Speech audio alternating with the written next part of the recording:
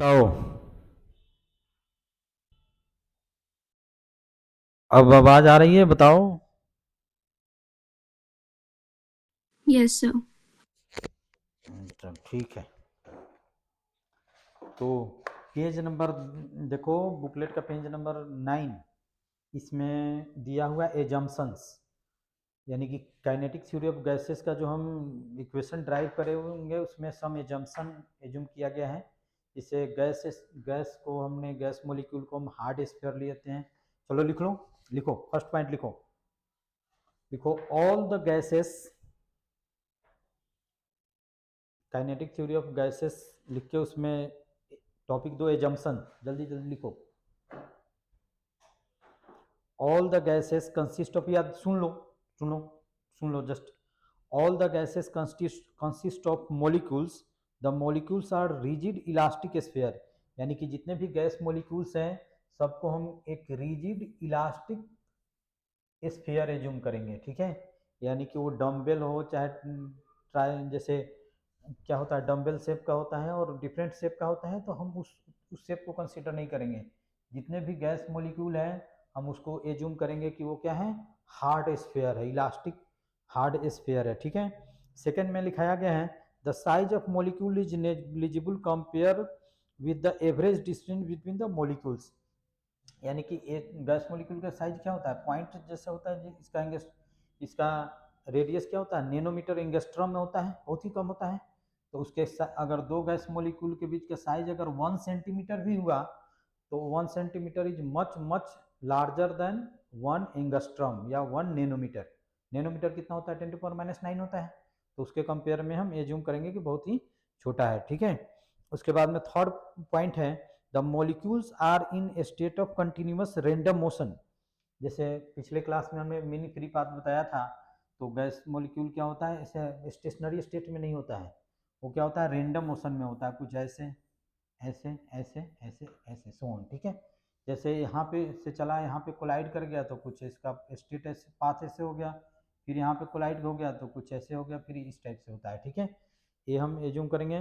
Third में हम assume करेंगे कि दो गैस मॉलिक्यूल के बीच में या वाल के बीच में और गैस मॉलिक्यूल के बीच में जो भी कोलिजन होगा वो इलास्टिक होगा। इलास्टिक कोलिजन हमने कराया था, यानी कि जिस स्पीड से वो हीट करेगा उसी स्पीड से क्या हो जाएगा, वो रिबाउंस कर जाएगा। मास सेम है और ऐसे भी से किया तो ये भी से ही रिबाउंस कर जाएगा।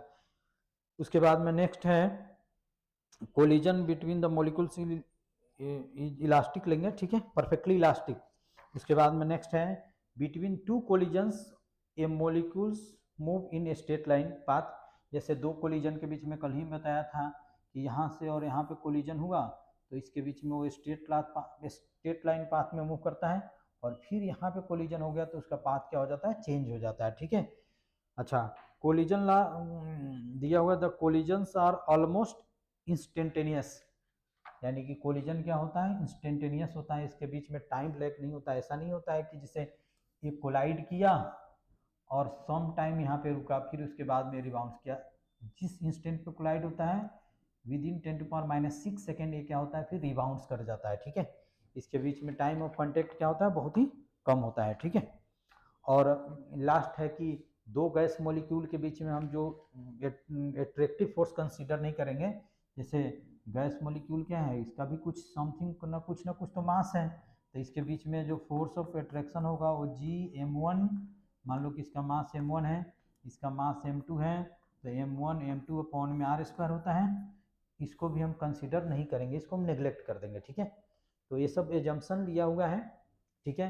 और इस बेसिस पे हम जो ड्राइव करते हैं वो P V equal to N R T आता है, ठीक है। तो ये क्या है, ये जितने भी हम पोस्टुलेट्स या एजम्पशन अभी मैं बताया, इस बेसिस पे P V equal to N R T आता है।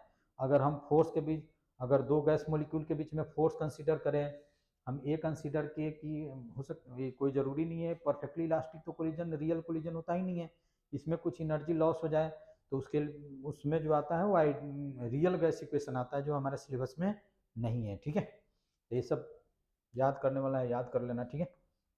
उसके बाद में एक डेरिवेशन है जो मैं कराऊंगा,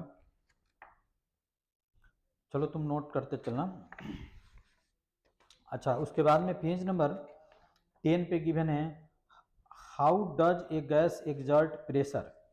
तो एक गैस प्रेशर कैसे एग्जर्ट करता है, जैसे मैंने पिछली क्लास में बताया था, तुम ही बता दो कि जो टायर है, गाड़ी का जो टायर है उसमें एयर हम क्यों फिल कराते हैं, क्या फ़ायदा है उससे? ऐसा थोड़ी है कि उसमें हवा डलवा देंगे तो मूव करना शुरू हो जाएगा। बताओ क्यों करते हैं, बताओ। नहीं, देखो ऐसा है कि जैसे जितना ज़्यादा नंबर ऑफ गैस मॉलिक्यूल होगा उतना ही ज़्यादा नंबर ऑफ कोलिजन्स होगा between gas molecules and wall of the tube, ठीक है।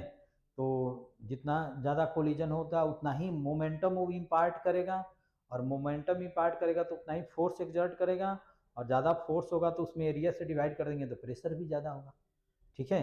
जैसे मान लो कि यहाँ पे ये चीज़ भी मैंने बताया था, ये सब चीज़ मैं भी बता रहा हूँ जो पीछे मैं कराया था, और इसका इस यहाँ पे यूज करूँगा। जैसे कोई गैस मॉलिक्यूल है जिसका मास सेम है और वेलोसिटी भी है, ठीक है। ये इस पे रिबाउंस किया, रिबाउंस कुछ ऐसे करके ये हीट किया, और हीट करने के बाद में रिबाउंस ऐसे कर गया, यानी कि सवाल और गैस मॉलिक्यूल के बीच में क्या हुआ, इलास्टिक कोलिजन हुआ। सपोज करो कि ये तुम्हारा एक्स एक्सिस है, तो इसका delta P change in linear momentum हो जाएगा 2mv। ये ऑलरेडी कोलिजन के केस में मैं बताया था, ठीक है। इस ये डेल्टा पी क्या है, change in linear momentum. Change in linear momentum क्या होगा, इस डायरेक्शन में होगा, इसलिए हम यहाँ पे लिखते हैं 2mv, ठीक है, 2mv। अगर मान लो कि इसका वेलोसिटी एक्स डायरेक्शन में है, ऐसे हम लिख देते हैं vx, तो ये कितना हो जाएगा 2mvx माइनस 2mvx। और कैसे, इसका mv पॉजिटिव डायरेक्शन में, इसका mv निगेटिव डायरेक्शन में, यानी कि लीनियर मोमेंटम इनिशियल कितना हो जाएगा mvx,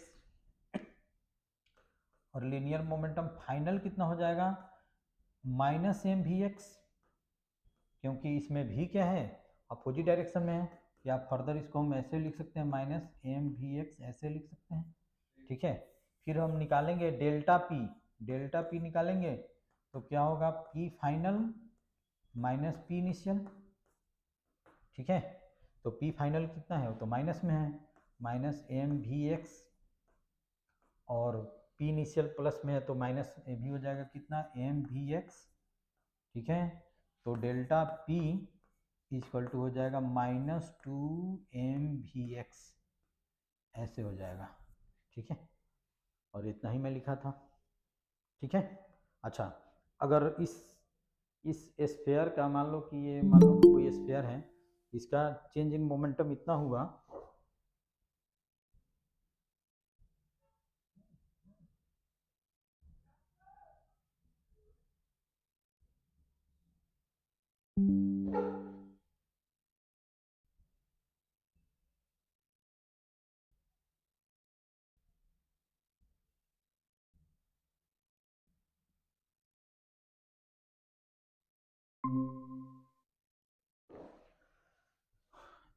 इस स्फेयर का या गैस मॉलिक्यूल का चेंज इन लीनियर मोमेंटम इतना होगा, तो momentum imparted to the wall, इस वाल को कितना लीनियर मोमेंटम मोमेंटम इम्पार्ट करेगा, तो हो जाएगा 2mvx।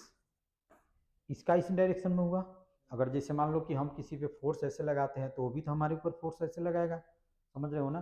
तो वाल change in linear momentum of the molecule होगा निगेटिव, तो मोमेंटम इम्पार्टेड टू द वाल होगा क्या, पॉजिटिव, ठीक है। ये सब चीज़ मैं यूज करूँगा, ठीक है। तो चलो अब हम डेरिवेशन करते हैं, और कुछ नहीं है, बिल्कुल सिंपल है। और पेज नंबर 11 में देखो, expression for pressure exerted by gas।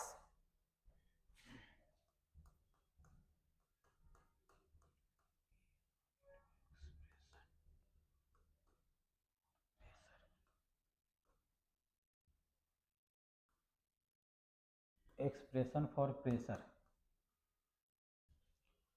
तो देखो इसमें क्यूब लिया हुआ है,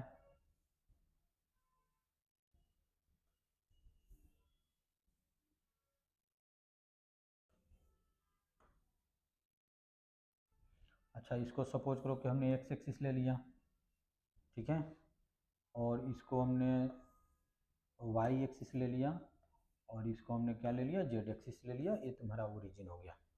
सपोज करो कि ये तुम्हारा क्या हो गया, ओरिजिन हो गया, ठीक है। इसमें large number of gas molecule होगा जो क्या होगा, मूव करेगा।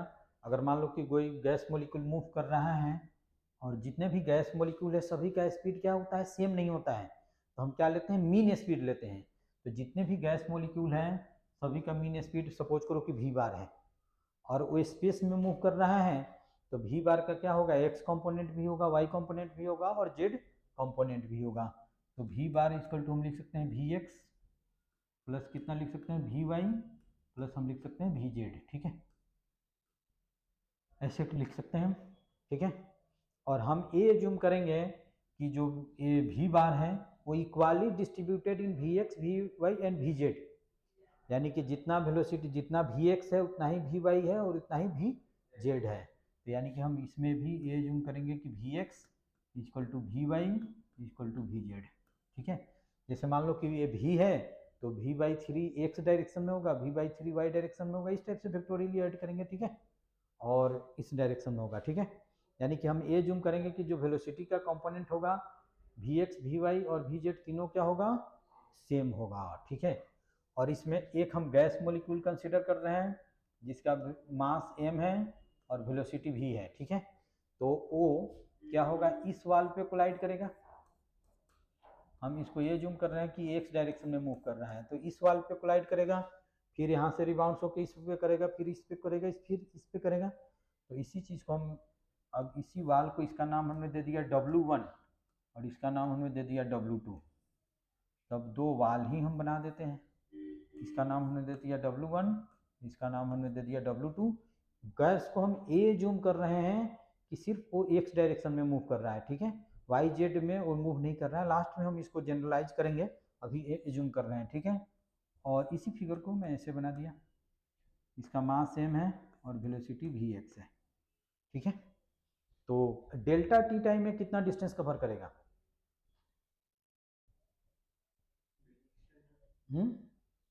V X into delta T. तो ये सपोज करो कि ये दोनों के बीच का डिस्टेंस जो है वो तुम्हारा V X into delta T है, समझ गए। यानी कि क्यूब, जो क्यूब लिया उसका ये लेंथ मान लो कि V X into delta T है, ठीक है। अच्छा, ये यहाँ पे कोलाइड किया, फिर यहाँ से रिबाउंस किया, तो फिर यहाँ पे कोलाइड किया, फिर यहाँ से रिबाउंस करके ऐसे कोलाइड कर रहा है इस पे इस पे इस पे, ठीक है। तो हम लिखेंगे change in linear momentum, change in linear momentum, चलो नोट करते जाओ,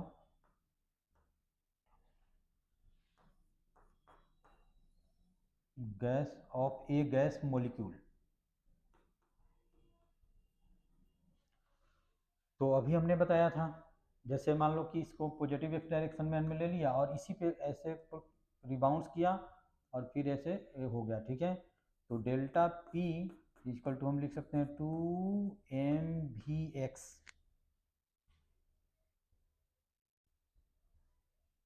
ये एक्स डायरेक्शन है, इस वाल पे कोलाइड कर रहा है पहले W1 पे। तो चेंज इन लीनियर मोमेंटम कितना हो जाएगा, 2mvx। फिर लिखेंगे मोमेंटम imparted टू वाल, तो जस्ट इसी का अपोजिट हो जाएगा, तो वो कितना हो जाएगा, 2mvx हो जाएगा।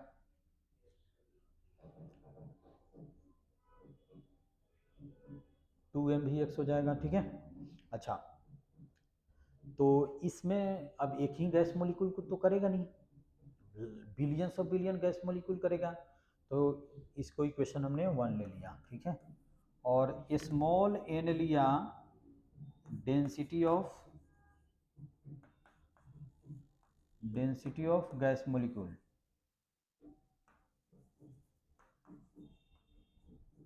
और कल ही में लिया था, यानी क्या नंबर ऑफ गैस मॉलिक्यूल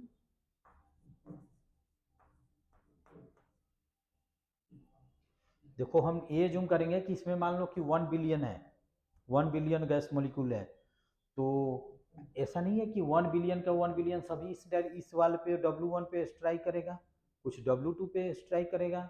तो हम ये जूम करेंगे कि अगर 1 बिलियन इसमें गैस मॉलिक्यूल है तो हाफ बिलियन क्या होगा, W1 पे स्ट्राइक करेगा और हाफ बिलियन इस पे स्ट्राइक करेगा।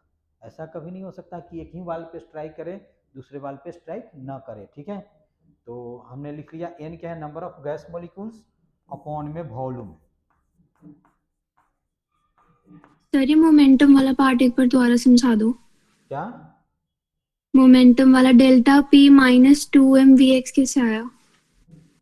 डेल्टा पी, अच्छा देखो, जैसे मैंने बताया, अभी मैं समझाया था कि जैसे मान लो कि अभी हमने समझाया था कि जैसे एक वाल है, इस पे कोई स्फीयर है या गैस मॉलिक्यूल है, वो भी स्पीड से हीट किया और फिर उसी स्पीड से क्या हो गया, रिबाउंस कर गया। ठीक है, इसको हमने पॉजिटिव एक्स डायरेक्शन ले लिया। ठीक है, तो डेल्टा पी इसका कितना हो जाएगा, अभी मैंने बताया था 2mvx हो जाएगा। अगर सपोज करो ऐसा है तो बताओ यस और नो। Yes sir. अच्छा, तो एक क्या हुआ, delta P change in linear momentum of ball, ball का चेंज इन लीनियर मोमेंटम इतना हो गया। अब मोमेंटम इम्पार्टेड इतना ही क्या होगा, अपोजिट डायरेक्शन में इस पे इम्पार्ट करेगा बॉल। जैसे अगर मान लो कि बॉल पे फोर्स वाल लगाया इस डायरेक्शन में, तो बॉल भी तो वाल पे फोर्स इस डायरेक्शन में लगाएगा। ओके सर, ठीक है। ठीक है, हमने ये बताया change in linear momentum of the ball या गैस मॉलिक्यूल, तो इतना ही जितना मोमेंटम इसका चेतना इतना ही मोमेंटम क्या होगा, इस वाल को एक वाल पे एग्जर्ट करेगा, यानी कि वाल को इम्पार्ट करेगा ये बॉल। तो वही हमने लिखा 2mv momentum imparted to the वाल, ये कितना हो जाएगा, 2mvx हो जाएगा। अच्छा, इसमें हम स्मॉल n क्या ले लिए, डेंसिटी ऑफ गैस मॉलिक्यूल, यानी कि नंबर ऑफ गैस मॉलिक्यूल्स पर यूनिट वॉल्यूम। ठीक है, अच्छा, इस दोनों का, ये दोनों वाल है, इसका एरिया हमने ले लिया a, तो number of gas molecule suppose करो कि हमने n ले लिया और वॉल्यूम कितना हो जाएगा a, और इंटू वॉल्यूम कितना हो जाएगा a, यानी कि एक सिलिंड्रिकल शेप, ये मान लो कि स्क्वायर क्यूब शेप का है, तो इस दोनों का एरिया इंटू दोनों के बीच का स्पेस, तो a और v बार इंटू कितना हो जाएगा, delta T, small N equal to, तो कैपी इसको क्रॉस मल्टीप्लाई कर दो, तो हो जाएगा N A V bar into delta T हो गया। ये हो गया total number of gas molecule in cube, जो भी हमने एज्यूम किया उसमें ये हो गया total number of gas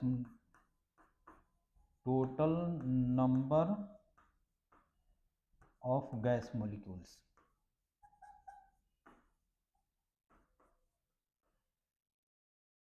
molecules इतना हो जाएगा,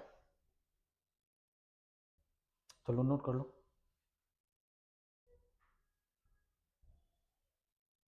सर ये डेरिवेशन इम्पोर्टेंट है? क्या डेरिवेशन स्कूल में आएगी ये वाली? ये आ सकती है। बॉल आया, इस पे हिट किया, इधर रिबाउंस किया, तो अभी हमने बताया था इसको कैसे, जैसे मान लो कि ये हमने क्या ले लिया, पॉजिटिव एक्स डायरेक्शन ले लिया, सपोज करो कि इधर हमने पॉजिटिव एक्स डायरेक्शन ले लिया, सपोज करो ये ले लिया। ठीक है, तो समझ गए।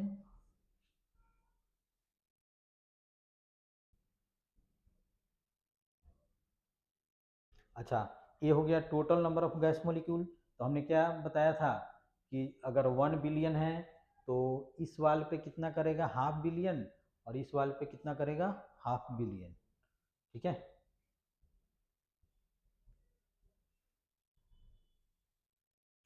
तो लिखेंगे अब टोटल, अभी जो हमने ए लिखाया delta momentum imparted to the wall, delta P equal to 2mvx, ये किसके चलते हैं, एक गैस मॉलिक्यूल के चलते हैं। ये हमने जो लिखाया किसके चलते हैं, एक गैस मॉलिक्यूल के चलते हैं। और इस वाल पे कितना करेगा, जितना नंबर ऑफ गैस मॉलिक्यूल है कैपिटल एन, तो n/2 इस पे करेगा और n/2 इस पे करेगा। ठीक है, तो हम लिखेंगे मोमेंटम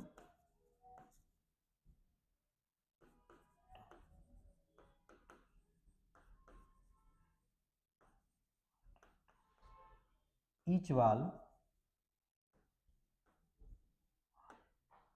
तो डेल्टा पी, इसको डेल्टा पी डैश कर दो, डैश कर दो, तो इसका डेल्टा पी इक्वल टू हम लिख देंगे n/2 और डेल्टा पी डैश कर देंगे, दैट मीन्स n/2 और ये कितना था 2mvx था, 2mvx था, n/2 कर देंगे, ठीक है, क्योंकि हाफ इस पे करेगा और हाफ उस पे करेगा, ठीक है। तो अब n इस 2 से 2 को कट कर दो, अब n की वैल्यू यहाँ पे पुट करो, तो ये हो जाएगा n a v bar delta t, n हो गया और m vx हो गया, बताओ यस और नो, ठीक है। और फोर्स का फॉर्मूला क्या होता है, लॉज ऑफ मोशन में पढ़े हो, delta P by delta T, यहीं पढ़े हो। तो हम ऐसा करते हैं, फोर्स का फॉर्मूला होता है डेल्टा पी, फोर्स का फॉर्मूला होता है डेल्टा पी अपॉन में डेल्टा टी।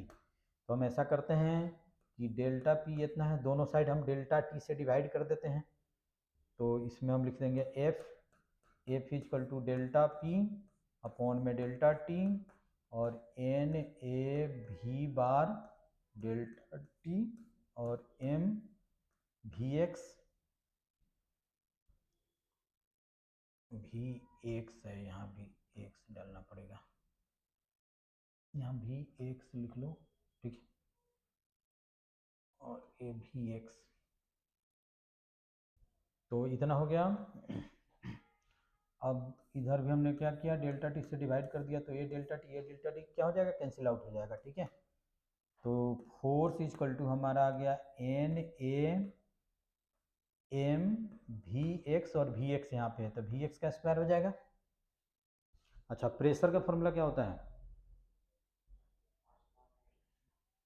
प्रेशर होता है फोर्स अपॉन में एरिया, तो अब प्रेशर निकालना हो तो हम क्या करेंगे, एफ अपॉन में ए, तो हो जाएगा N A M V X का स्क्वायर अपॉन में ए कर दो, तो ए से ए कैंसिल आउट हो जाएगा, तो हमारा प्रेशर का फॉर्मूला हो गया N N small M V X का स्क्वायर,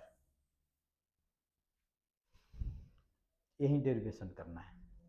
सर ये total momentum important to each wall कैसे निकाले, एक बार दोबारा बता दो। क्या क्या क्या बताऊं, total momentum important to each wall. अच्छा अच्छा,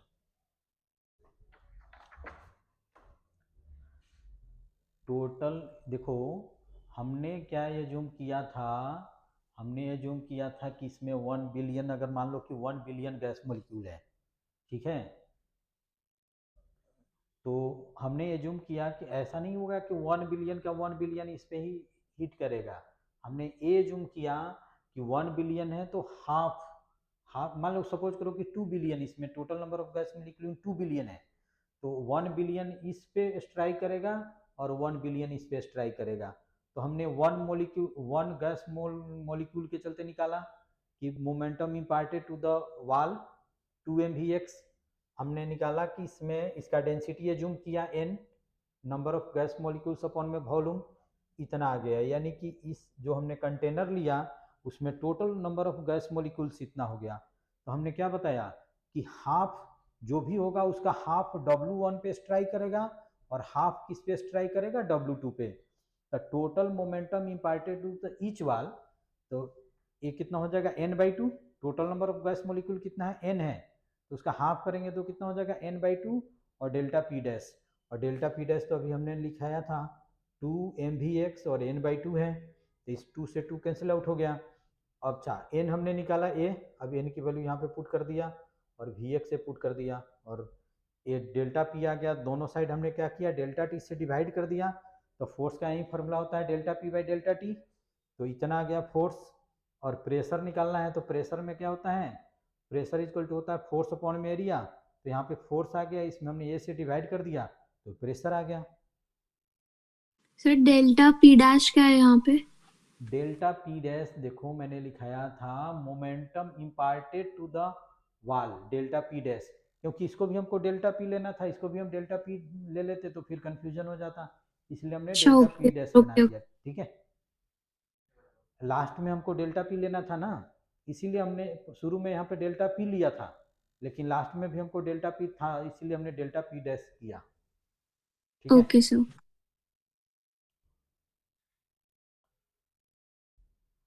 चलो नोट करो।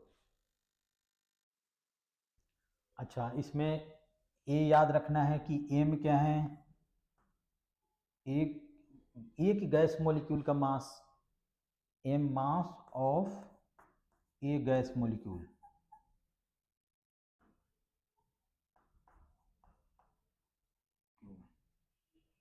और एन तो लिखा ही था density, number of gas molecule per unit volume.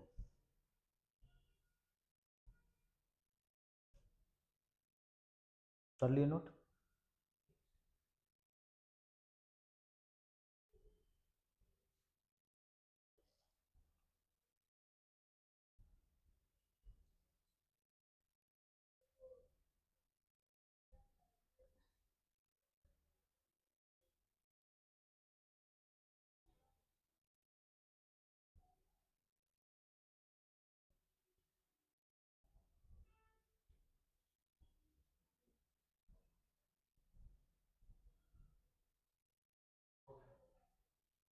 हो गया, इसमें तो कोई डाउट्स नहीं होना चाहिए। अच्छा, तो बस डेरिवेशन तो इतना ही है, इतना ही करके तुमको छोड़ देना है, ठीक है। अब इसके बाद में स्कूल में आए तो बस इतना तक करके छोड़ दो। अब कुछ हम फार्मूला निकालेंगे काइनेटिक एनर्जी ये सब का, तो वो भी देख लेना, ठीक है। देखो, तो हम अभी बताए थे कि जितने भी गैस मॉलिक्यूल है सबका स्पीड क्या होगा, वी बार होगा, और वी बार इक्वल टू हम लिख सकते हैं V X plus V Y plus V Z लिख सकते हैं, ऐसे लिख सकते हैं ना। तो वी ऐसे ले देता हूँ, वी बार और इस पे vector equal to V X vector plus V Y vector plus V Z vector. अच्छा, एक और चीज़ बताओ, जैसे मान लो कि कोई भी क्वांटिटी ए इक्वल टू मैं लिख दिया ए एक्स ए वाई ए जेड, ऐसे दे दिया, तो इसका जब मोड करेंगे हम, जैसे इसमें तो ए कितना हो जाएगा, ए मान लो कि एक्स डायरेक्शन में, वाई डायरेक्शन में, या ऐसे भी हम लिख सकते हैं इसको, नहीं तो हम ए एक्स आई कैप भी लिख सकते हैं, या ए वाई जे कैप भी लिख सकते हैं, या ए वाई ए जेड के कैप भी लिख सकते हैं, ठीक है। तो अगर ए मोड हम निकालेंगे तो क्या लिखेंगे, ए एक्स का स्क्वायर प्लस ए वाई का स्क्वायर प्लस ए जेड का स्क्वायर। ये डेरिवेशन का पार्ट नहीं है, मैं समझा रहा हूँ, ठीक है, समझ रहे हो। या इस मॉड ए को हम सिंपली ए भी लिख सकते हैं। अच्छा, स्क्वायरिंग कर देंगे तो ए स्क्वायर इक्वल टू कितना हो जाएगा, ए एक्स स्क्वायर प्लस ए वाई स्क्वायर प्लस ए जेड स्क्वायर, ऐसे कर सकते हैं। सिमिलरली इसमें हम वी बार का स्क्वायर कर दें तो ये कितना हो जाएगा, V X square plus V Y square plus V Z square लिख सकते हैं। और अभी हमने ए जूम किया था कि V X equal to V Y equal to कितना है, वी जेड है, ठीक है, ये जूम हमने किया था। तो ऐसा हम कर सकते हैं कि इसको हम लिख देंगे वी एक्स स्क्वायर, और V X V Y equal है तो इसको भी हम लिख देंगे वी एक्स स्क्वायर, और वी जेड भी वी एक्स के इक्वल टू है तो इसको भी हम लिख सकते हैं वी एक्स स्क्वायर। तो इसको हम लिख सकते हैं थ्री वी एक्स का स्क्वायर, और ए वी बार का स्क्वायर लिख सकते हैं। तो वी एक्स का स्क्वायर इक्वल टू हम लिख सकते हैं वी बार का स्क्वायर अपॉन में थ्री, ये भी ठीक है। ये तो हमने वेक्टर बताया कि वेक्टर में ऐसा होता है, ठीक है। तो अब इस इक्वेशन को हम, इसी इक्वेशन को P equal to N M और वी एक्स का स्क्वायर इक्वल टू हम लिख सकते हैं वी बार का स्क्वायर अपॉन में थ्री, अपॉन में थ्री लिख सकते हैं। तो एक ए वी बार क्या हुआ, मीन स्पीड, और उसमें स्क्वायर कर दिए तो ये क्या हो गया, mean square speed. We bar का स्क्वायर, वी बार क्या है, मीन स्पीड, और वी बार का स्क्वायर कर देंगे तो ये हो गया मीन स्क्वायर स्पीड, ठीक है, मीन स्क्वायर स्पीड। एन हमने क्या लिखाया था, number of gas molecule per unit volume. तो सपोज करो कि number of gas molecule N है, तो P equal to total number of gas molecule N है, तो एन अपॉन में वी और एम वी बार का स्क्वायर लिख सकते हैं। भी क्या है? वॉल्यूम। तो हम लिख सकते हैं पी वी, इसको भी को ऐसे करते capital N M V bar का स्क्वायर कर सकते हैं। अच्छा, मान लो कि फॉर 1 मोल तो 1 मोल में कितना गैस मॉलिक्यूल होता है? बताओ बताओ। एक गैस 1 मोल में कितना गैस मॉलिक्यूल होता है? एवोगाड्रो नंबर, ठीक है। तो इसको हम लिख सकते हैं फॉर 1 मोल के लिए P V equal to N A, Avogadro number N A होता है, और इंटू एम वी बार का स्क्वायर। अच्छा ये बताओ कि मोलर मास क्या होता है? मोलर मास जैसे सोडियम का कितना होता है? कितना होता है मास? 23 होता है ना। तो 23 ग्राम सोडियम में सोडियम का कितना एटम होगा? एवोगाड्रो नंबर इक्वल टू, समझ रहे हो ना? तो ये भी तुम केमिस्ट्री में जाते हो, molar mass is equal to Avogadro number into एक मोलिक्यूल का मास। ये पता है सब किसी को? Yes sir. एक क्या है? 1 मोल का mass into Avogadro number into एक मोलिक्यूल का मास। यानी कि सोडियम का 1 मोल का जो मास होगा उसके एक एटम के मास में एवोगाड्रो नंबर से मल्टीप्लाई कर देंगे तो उसके 1 मोल का मास आ जाएगा, ठीक है। तो 1 मोल इतना कर सकते हैं। तो ये तो बिल्कुल गलत हो गया, यहाँ पे 3 भी था, 3 छूट गया। तो अरे, तो इसमें हम अब लिख सकते हैं क्या? इसको हम लिख सकते हैं 1/3, और एन ए इंटू एम को हम लिख सकते हैं molar mass into V square, V bar का स्क्वायर, और पी इंटू वी है, ठीक है। अच्छा इसको 3 को ऐसे कर देते हैं 3 PV equal to M into V bar का स्क्वायर, ठीक है। ऐसा लिख सकते, कोई दिक्कत नहीं है। अच्छा, दोनों तरफ हाफ से मल्टीप्लाई कर दे तो भी कोई फर्क नहीं पड़ेगा। काइनेटिक एनर्जी क्या होता है? Half M V square. तो हम क्या करते हैं, दोनों तरफ हाफ से हाफ से मल्टीप्लाई करते हैं। तो पी वी इजक्वल टू हम यहाँ पे लिख सकते हैं 3, और एम वी बार का स्क्वायर कर दो। क्या? हाँ सॉरी, तो ये 2 हो जाएगा। तो ये क्या हो गया? काइनेटिक एनर्जी हो गया। तो काइनेटिक एनर्जी याद रखना है, इस फॉर्मूला को याद रखना है। काइनेटिक एनर्जी इक्वल टू होता है 3/2 PV। कितने के लिए लिखा? 1 मोल के लिए लिखा। और अभी हमने 1 मोल के लिए फॉर्मूला लगाएंगे तो PV इक्वल टू कितना हो जाएगा? RT। एन की वैल्यू तो कितना हो जाएगा? 1। तो हम ऐसे भी लिख सकते हैं 3/2 RT। तो इस फॉर्मूला को भी याद रखना है। ये क्या है? Kinetic energy, kinetic energy for 1 मोल, यानी कि Avogadro number equal two molecule. चलो नोट करो जल्दी, ये फॉर्मूला याद रखना है, ठीक है। क्या? और नीचे करो। डेरिवेशन तो इतना ही तक करके छोड़ देना है, स्कूल में आए पेपर तो डेरिवेशन इतना ही तक करके छोड़ देना है। और अब डायरेक्ट मैं लिख देता कि काइनेटिक एनर्जी इतना होता है तो तुम पूछते कि फिर ये कहाँ से आया, इसलिए मैंने ड्राइव करके बता दिया। जल्दी लिखो, जल्दी लिखो तो।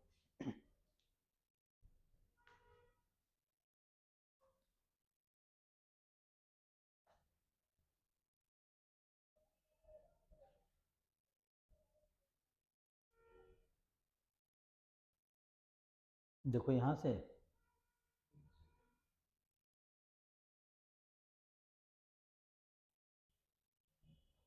ए काइनेटिक एनर्जी ऑफ 1 मोल। अच्छा, 1 मोल में कितना मोलिक्यूल होता है? 1 मोल में कितना मोलिक्यूल होता है? Avogadro number. अगर जैसे 1 मोलिक्यूल का निकालना हो तो हम क्या करेंगे? ये 1 मोल के लिए है। एक मोलिक्यूल का अगर काइनेटिक एनर्जी निकालना हो तो क्या करेंगे हम? डिवाइड करेंगे या मल्टीप्लाई करेंगे? समझ रहे हो ना? Avogadro number equal to molecules का काइनेटिक एनर्जी इतना है, इसलिए एक का कितना होगा, एक मॉलिक्यूल का काइनेटिक एनर्जी कितना होगा, तो इसमें हम क्या करेंगे, एवोगाड्रो नंबर से डिवाइड कर देंगे, ठीक है। तो काइनेटिक एनर्जी इक्वल टू हो जाएगा 3/2 RT अपॉन में Na।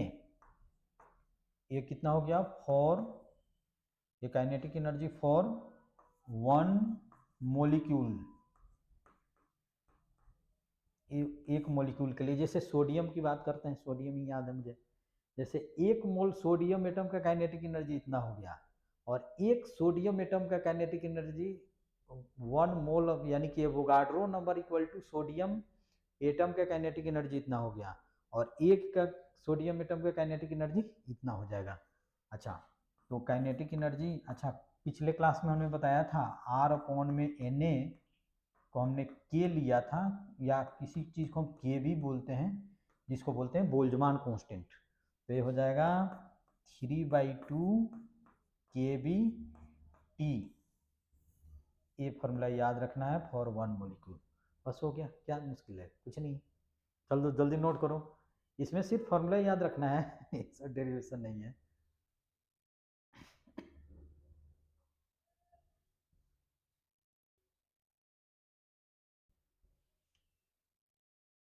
जल्दी नोट करो, जल्दी।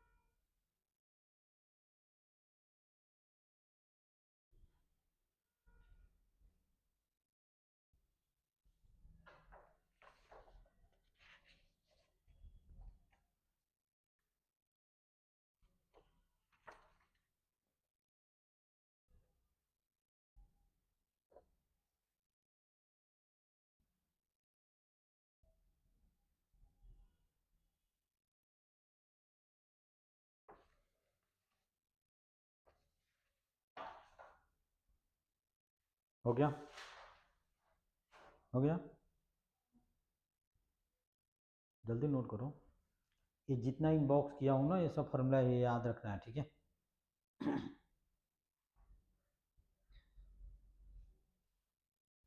2-3 फॉर्मूला और लिखाना है, बस हो गया, उसके बाद में।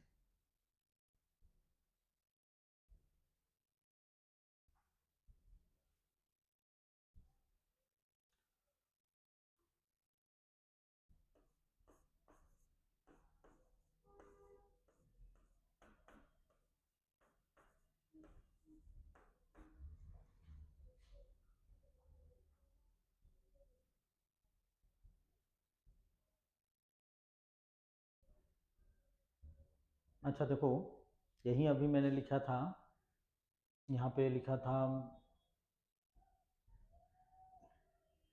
Half mv² equal to 3/2 RT या 3/2 P भी लिखा था, यही लिखा था, इक्वल टू 3/2 P इंटू भी लिखा था, यही लिखा था। Kinetic energy half mv² equal to, यही लिखा था 3/2 RT या 3/2 P भी लिखा था, ठीक है। अच्छा, इसमें अब हम ऐसा करते हैं, इस 2 से इस 2 से इस 2 को कट कर देते हैं, कोई फर्क नहीं पड़ेगा। अच्छा, V बार का स्क्वायर निकालना हो तो 3RT अपॉन में M लिख सकते हैं, या 3PV अपॉन में M लिख सकते हैं, इसमें भी कोई डाउट नहीं है। ये क्या है, मीन स्क्वायर, और इस पे रूट लगा दे तो क्या हो जाएगा, रूट मीन स्क्वायर।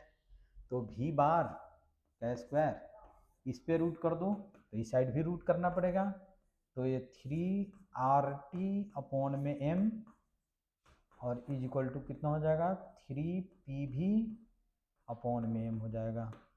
तो V बार का स्क्वायर, इसको हम बोलते हैं क्या, V एक है रूट मीन स्क्वायर स्पीड, यानी कि VRMS, VRMS root mean square speed equal to हो गया तुम्हारा 3RT अपॉन में M, और PV के टर्म में 3PV अपॉन में एम, क्या बोले?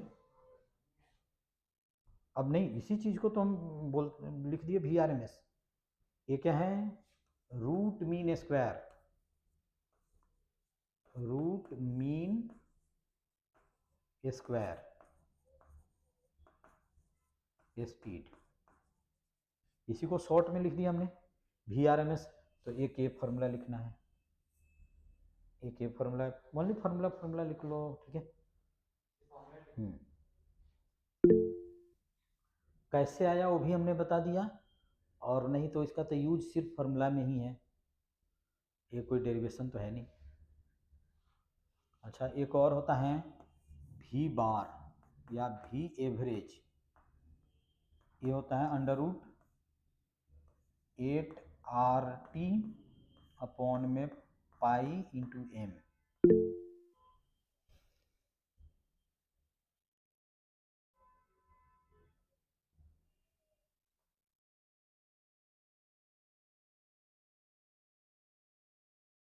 ये सब फॉर्मूला ही लिख लो। और एक होता है V P, most probable speed, under root 2RT upon में कैपिटल एम। इतना ही फॉर्मूला ड्राइव करने में तो परेशान हो गए, इसको अगर ड्राइव करूंगा तो और परेशान हो जाओगे, इसलिए इतना ही सर लिख ये लो। √8RT वाला V एवरेज है? हाँ, वी एवरेज, मीन या वी एवरेज वही है, वी मीन लिख लो या एवरेज। और ये है, देखो most probable speed VP, booklet में देखो यहाँ पे गिवन होगा,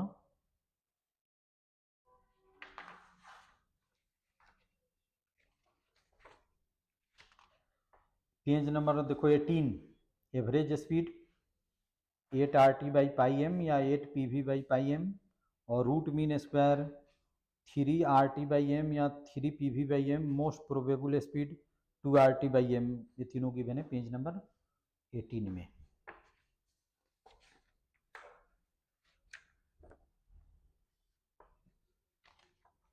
ठीक है, नोट कर लिए? चलो ठीक है।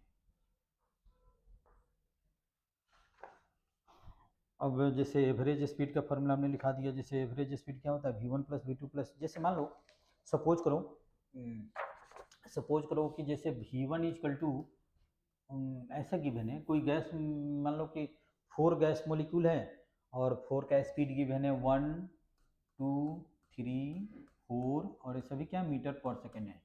तो हमको वी बार निकालो, वी बार इजकल टू क्या होगा ये निकालो, और V R M S equal to क्या होगा ये निकालो। कैसे निकालोगे? सपोज करो कि 4 गैस मोलिक्यूल्स हैं, जिसका एक का स्पीड है 1 मीटर पर सेकेंड, दूसरे का है 2 मीटर पर सेकेंड, तीसरे का है 3 मीटर पर सेकेंड, और चौथे का है 4 मीटर पर सेकेंड। ठीक है, हमको निकालना है वी एवरेज, या इसको वी एवरेज भी बोल दो, और वी आर एम एस निकालना है। तो वी एवरेज कैसे निकालोगे? वी बार या वी एवरेज इजकल टू लिख दोगे 1 प्लस 2 प्लस 3 प्लस 4 अपॉन में कितना लिख दोगे 4। आफ्टर सॉल्विंग इसको क्या लिख दोगे? मीटर पर सेकेंड लिखोगे। वी आर एम एस, या इसको वी बार का स्क्वायर का अंडर रूट ऐसे भी लिख सकते हो। तो इसमें लिखोगे क्या? 1 का स्क्वायर प्लस 2 का स्क्वायर प्लस 3 का स्क्वायर प्लस 4 का स्क्वायर अपॉन में कितना हो जाएगा 4, और आफ्टर सॉल्विंग इसको क्या लिख दोगे? मीटर पर सेकेंड लिख दोगे ऐसे। ठीक है। अच्छा अच्छा, नहीं ये रूट में आएगा, रूट।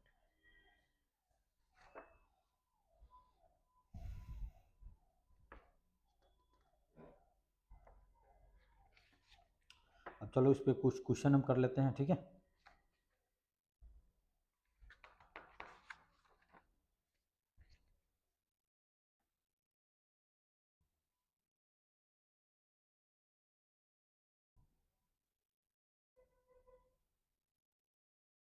चलो एक पेज नंबर खोलो, बुकलेट का पेज नंबर खोलो 20। और इसमें गिवन है calculate the temperature at which RMS speed of a gas molecule is doubled its value at 27 degree, ठीक है, pressure of the gas remains constant. तो देखो एक हम टेम्परेचर ले लेते हैं T1 और ये है पेज नंबर 20। तो T1 है 27 प्लस 273 कर देंगे तो कितना हो जाएगा 300 केल्विन, ठीक है। और मान लो कि V1 यानी कि VRMS1 कर दो इक्वल टू तुम्हारा सपोज करो कि V0 है और हमको टेम्परेचर T2 हमको फाइंड करना है जब VRMS2, यहाँ कैसे लिखूँ इसको 2 कर दो, स्क्वायर नहीं है, ठीक है, इक्वल टू 2V0 है, हो जा रहा है ऐसे, तो वही निकालना है। Calculate the temperature at which RMS speed of a gas molecule is doubled its value at 27 degree, pressure of the gas remains same. तो कैसे निकलेगा क्या, देखो चलो जैसे गिवन है कि उस टेम्परेचर को निकालो जहाँ पे RMS स्पीड क्या हो जाए 27 डिग्री पे जो RMS स्पीड है उसका डबल हो जाए। तो हमने ये जूम किया कि टेम्परेचर T1 है 27 डिग्री है तो उसको हमने केल्विन में कन्वर्ट कर दिया। अच्छा यहाँ पे RMS स्पीड सपोज करो कि V0 है, दूसरा टेम्परेचर हमको फाइंड करना है और यहाँ पे RMS स्पीड क्या है 2V0 है। तो भी अभी हम VRMS का भी फॉर्मूला में लिखाए थे और सब तो कांस्टेंट ही है, √3RT अपॉन में पाई इंटू अपॉन में एम, 3RT अपॉन में एम यही लिखाया था, ठीक है। तो R तो कांस्टेंट होता है और टेम्परेचर चेंज होने से मोलर मास किसी गैस का तो चेंज होगा नहीं, इसलिए अगर T चेंज कर देंगे तो VRMS चेंज हो जाएगा। तो इसमें हम कर सकते हैं V1 T1 इसको इक्वेशन 1 कर दिया और VRMS2 कर दो इक्वल टू हम लिख देते हैं 3RT2 अपॉन में m कर देते हैं, इसको इक्वेशन 2 कर दो और ये तुम्हारा क्या है V0 के इक्वल टू है और ये तुम्हारा क्या है 2V0 के इक्वल टू है, डिवाइड करो 2 डिवाइडेड 1 कर दो, तो 2 डिवाइडेड 1 कर दिया तो ये कितना हो जाएगा 2V0 अपॉन में V0 और ये सब तो कैंसिल आउट ही हो जाएगा तो ये कितना हो जाएगा T2 अपॉन में T1, ठीक है। तो ये V0 कैंसिल आउट हो जाएगा। अब स्क्वायरिंग कर दो तो ये कितना हो जाएगा 4 इक्वल टू कितना हो जाएगा T2 अपॉन में T1 on squaring, on squaring कर दिया तो ये T2 इक्वल टू कितना हो जाएगा 4T1 और 4 और T1 कितना है 300 तो कितना हो जाएगा 1200 केल्विन और हम ऐसे लिख सकते हैं T2 इक्वल टू 1200 माइनस 273 इतना क्या हो जाएगा डिग्री सेल्सियस हो जाएगा। चलो जल्दी नोट करो, यहाँ से कर दूँ,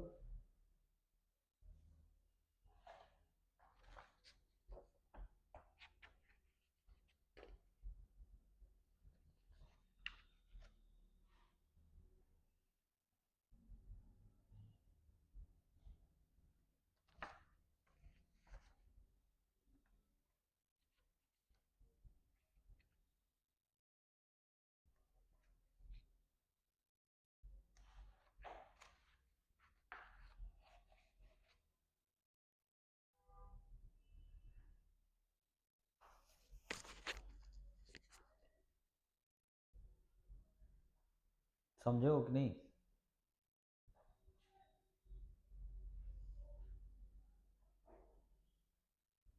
कुछ नहीं है तो फार्मूला पुटिंग है,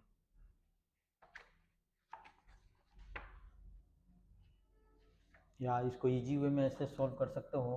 जैसे इसमें क्या हो रहा है V is proportional to √T तो V1 अपॉन में V2 इक्वल टू √ क्या कर दो T1 अपॉन में T2 तो V1 है तुम्हारा V0 ये तुम्हारा है 2V0 इक्वल टू ए है तुम्हारा 300 और ये तुम्हारा T2 हमको फाइंड करना है, स्क्वायरिंग करके ऐसे निकाल दो और ऐसे भी कर सकते हो, ठीक है ना, ऐसे भी कर सकते हो क्योंकि RMS स्पीड क्या होता है 3RT/m तो इसमें टेम्परेचर ही चेंज करेगा और तो कुछ चेंज करेगा नहीं।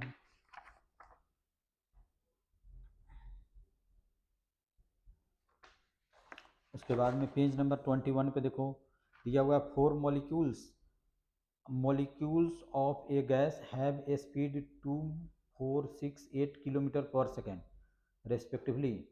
Calculate their average speed and root mean square speed, जैसे अभी हमने बताया था, ठीक है।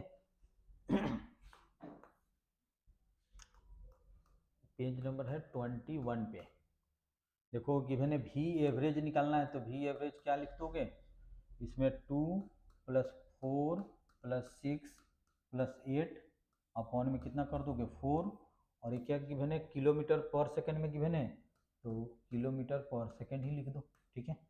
अच्छा भी RMS निकालना है तो क्या करोगे, √2 का स्क्वायर + 4 का स्क्वायर + 6 का स्क्वायर + 8 का स्क्वायर अपॉन में कितना कर दोगे 4, और आफ्टर सॉल्विंग लिख दोगे किलोमीटर पर सेकंड।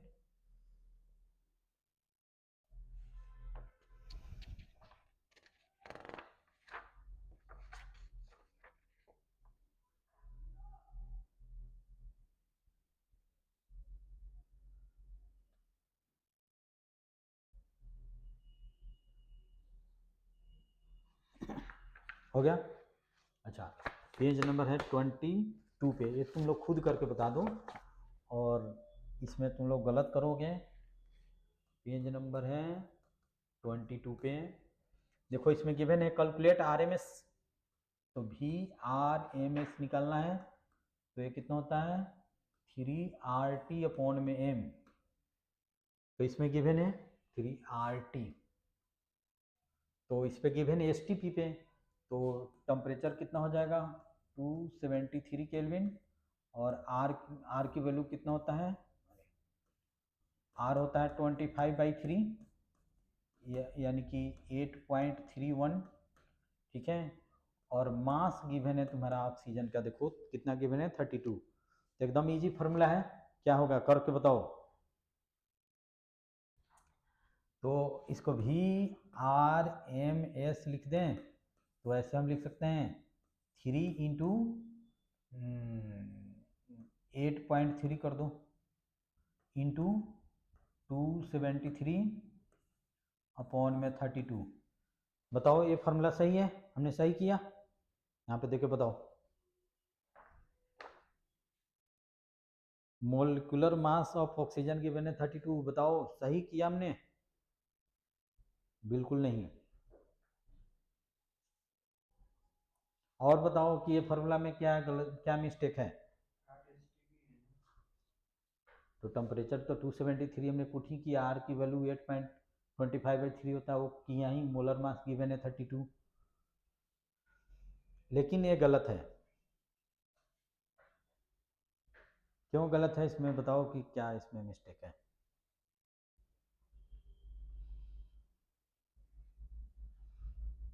और भी बताओ इसमें क्या मिस्टेक है।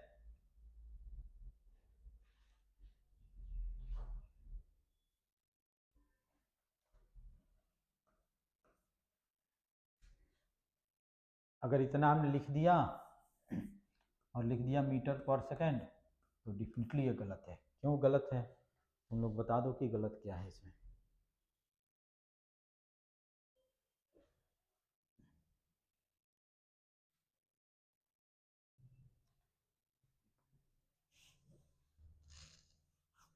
सोच के बताओ कि क्या इसमें मिस्टेक है।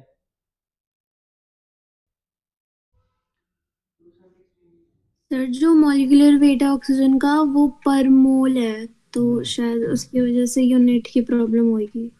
तो पर मोल तो होता ही है, यही गलत है, क्योंकि ये जो मॉलिक्यूलर एम जो गिवन है 32 ग्राम पर मोल होता है, ठीक है।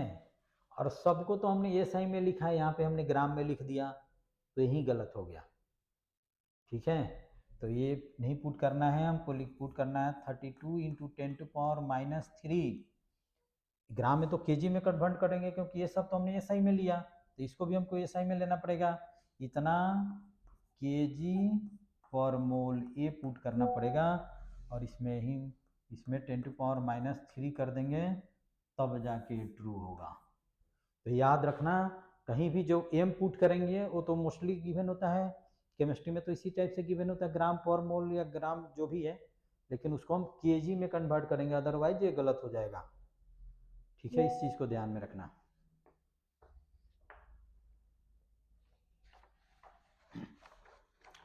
अब ये ठीक है, अब इसमें तुम कर लो।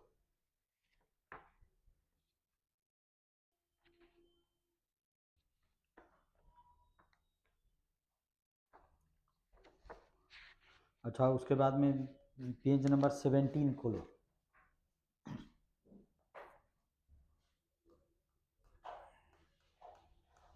सेवेंटीन में देखो दिया हुआ है, कैलकुलेट द काइनेटिक एनर्जी पर molecule and RMS speed of a gas at 273 kelvin, के गिवन है, और मास पर मॉलिक्यूल गिवन है, एक का मास गिवन है।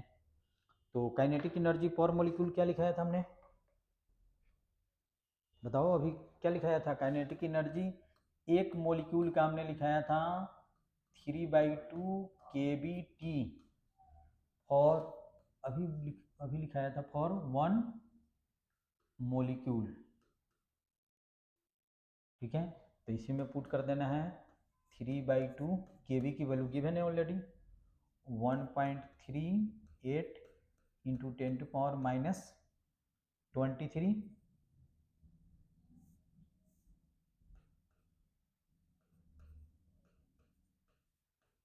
और टेम्परेचर गिवन है 117, तो उसको केल्विन में करेंगे तो कितना हो जाएगा 400। अब इसको पुट करके और सॉल्व कर दो, ये आ जाएगा जूल, इतना जूल पर मॉलिक्यूल।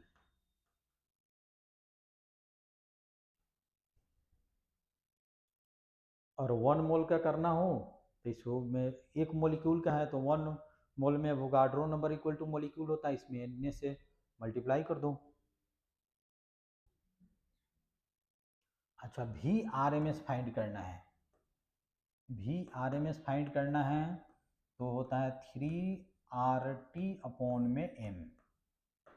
ठीक है, तो आर तो आर तो पता ही है, टी तो गिवन ही है, एम नहीं गिवन है, लेकिन गिवन है मास पर मॉलिक्यूल, एक मॉलिक्यूल का मास गिवन है, यानी कि स्मॉल एम एक मॉलिक्यूल का मास गिवन है तुम्हारा 6.4 इंटू 10⁻⁻27 kg। तो एम जो होता है क्या होता है, मोलर मास, यानी कि Avogadro number equal two molecule का मास। तो इस चीज़ को हम ऐसे भी लिख सकते हैं, इस फॉर्मूला को हम ऐसे भी लिख सकते हैं 3RT/Na इंटू स्मॉल एम लिख दे, क्योंकि अभी हमने बताया था क्या, capital M into Avogadro number into small M. Small M क्या है, mass of a gas molecule. ठीक है, इतना तो हम लिख ही सकते हैं, और इतना लिख सकते हैं तो इसको थोड़ा और सिंपली R/Na को हम लिख देते हैं के, तो 3 kBT/m।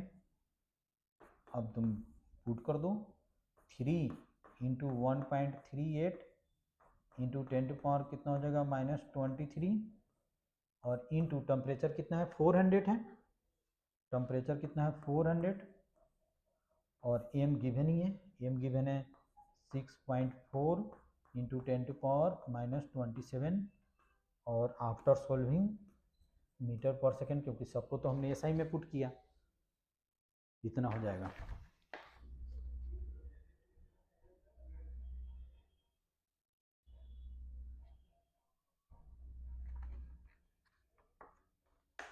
ठीक है,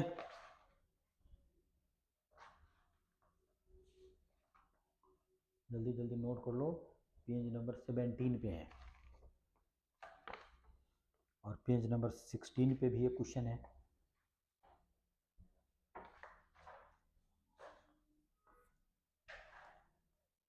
पेज नंबर 16 पे जो क्वेश्चन है वो ये गिवन है, दिया हुआ है, calculate kinetic energy of 1 mole of argon at 127 degree Celsius.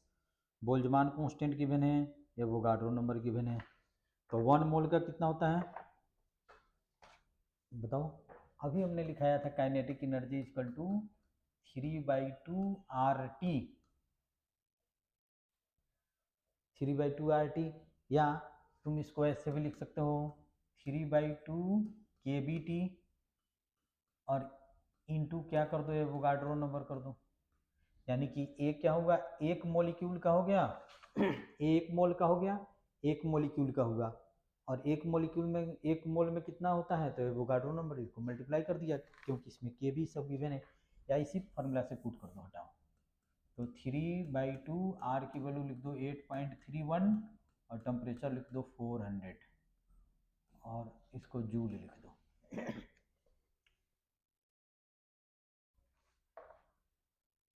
बस फॉर्मूला पुटिंग है और कुछ नहीं है।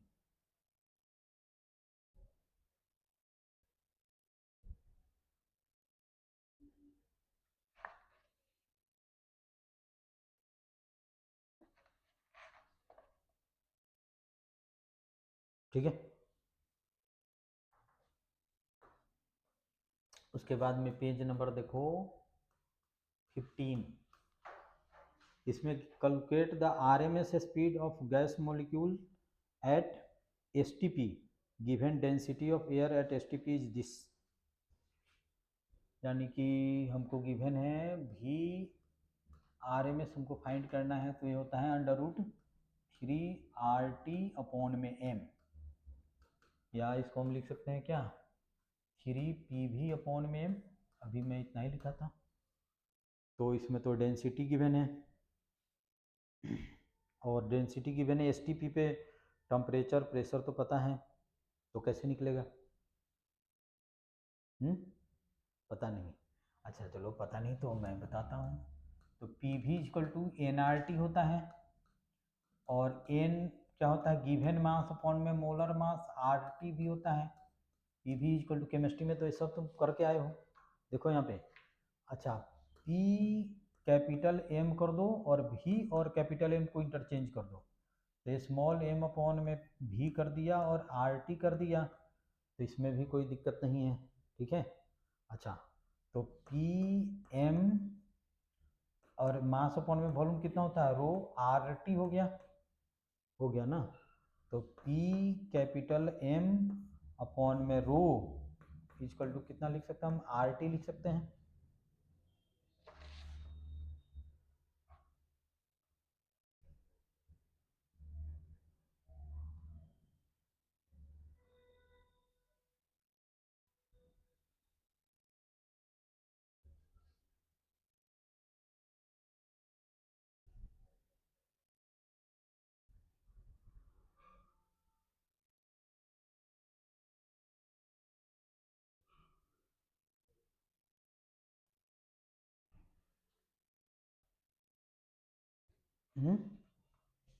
तो यहाँ से तुम क्या कर सकते हो, यहाँ से मोलर मास फाइंड कर सकते हो। यहाँ से मोलर मास हम कैसे फाइंड कर सकते हैं, तो कैपिटल M यहीं से कर लो, तो कैपिटल M इक्वल टू हम लिख सकते हैं ρRT/में P, और इसकी वैल्यू पुट कर दो किसी एक इक्वेशन में और फाइंड कर दो। तो देखो M की वैल्यू मैं इसी में पुट कर देता हूँ, तो ये है 3RT, और कैपिटल M की वैल्यू यहाँ से पुट करता हूँ, तो ρRT/में P, तो P ऊपर चला जाएगा, RT कैंसिल आउट हो जाएगा, तो ये हो जाएगा 3P/ρ, और STP पे प्रेशर कितना होता है, तो 1.01 इंटू 10⁵ पास्कल या न्यूटन मीटर, और रो तुम्हारा गिवन है, और 3 तो 3 ही आप पुट करके आंसर कर दो, ठीक है। तो ये चैप्टर कंप्लीट हो गया, ठीक है। इस चैप्टर में एक डेरिवेशन ये इम्पोर्टेंट है जो स्कूल के पेपरों में आता है, और स्कूल के पेपरों में आता है जस्ट PV इक्वल टू 1/3, ये बताया था ना, MN V का स्क्वायर, इतना ही तक करके छोड़ना है। अभी हमने कराया था ना, तो बस इतना ही तक करके छोड़ना है। उसके बाद में हमने काइनेटिक एनर्जी ये सब निकाला, तो इस सब का सिर्फ फार्मूला याद रखना है, इस पर क्वेश्चन आ सकता है, ठीक है। जैसे RMS स्पीड, V एवरेज, ये सब का फार्मूला याद रखना, इस पर सिर्फ क्वेश्चन आएगा, ठीक है। और डेरिवेशन तो यही है, ठीक है। तो ये चैप्टर भी कंप्लीट हो गया। ठीक है, तो अब रहने देते हैं, ठीक है।